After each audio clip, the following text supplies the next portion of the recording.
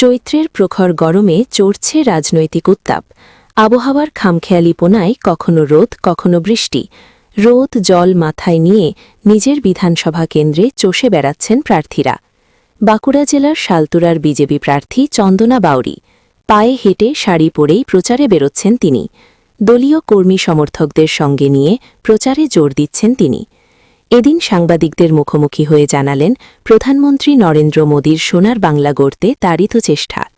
আমরা প্রত্যেকদিন প্রতিনিয়ত পারমিশন নিয়ে পরেই আমরা ভোট প্রচারে বেরিয়েছি এবং প্রত্যেকটা জায়গাতে প্রত্যেকেই দুহাত তুলে আশীর্বাদ করেছেন এবং 2021 সালেও করেছিলেন।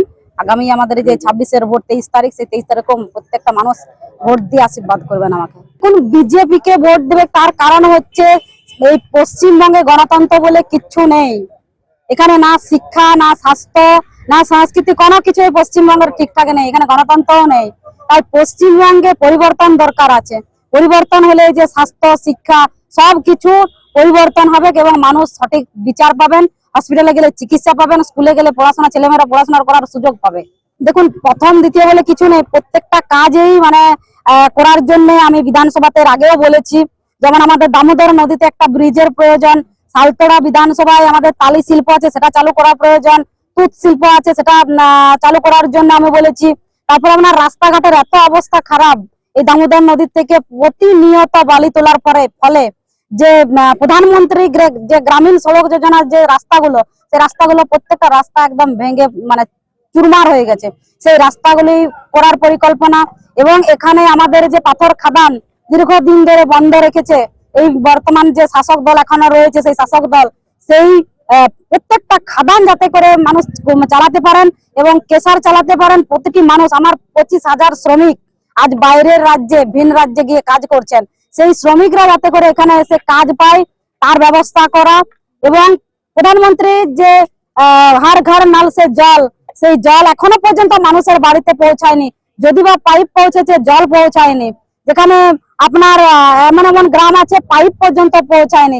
তো এই সুবিধাগুলো মানুষকে দেওয়ার জন্য, এবং এখানে কর্মসংস্থান তো নেই, চাকরি নেই, ছেলে মেয়েদের, যুব সমাজ আজকে পরিযায়ী শ্রমিক এবং অনেক ছেলে মেয়ে আছে যারা টোটো নিয়ে ঘুরে বেড়াচ্ছে।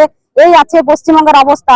তাই পশ্চিমবঙ্গে বিজেপি সরকারকে প্রত্যেকেই চাইছেন।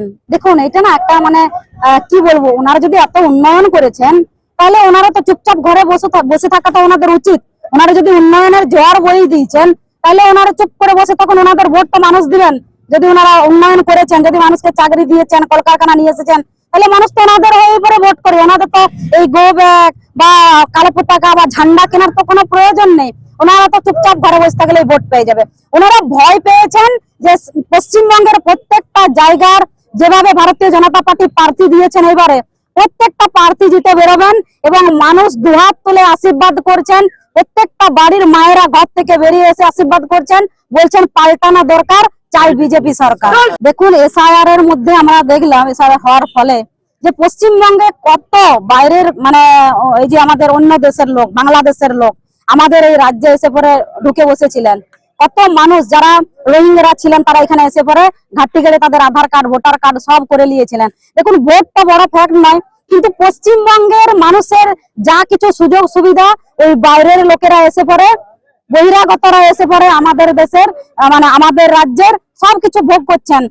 ঘর বলুন, প্রধানমন্ত্রী আবাস যোজনা বলুন, সড়ক বলুন, লক্ষ্মীর ভান্ডার বলুন, যেগুলো পশ্চিমবঙ্গের মানুষের পাওয়ার কথা সেই জায়গায় তারা ভাগ বসাচ্ছিল। তো এসআইআর এর ফলে আজ মানুষ দেখতে পেলেন কত বাংলাদেশি ঘুষপেটিয়ারা এখানে ছিলেন এবং তারা সব সুযোগ সুবিধা ভোগ করছিলেন।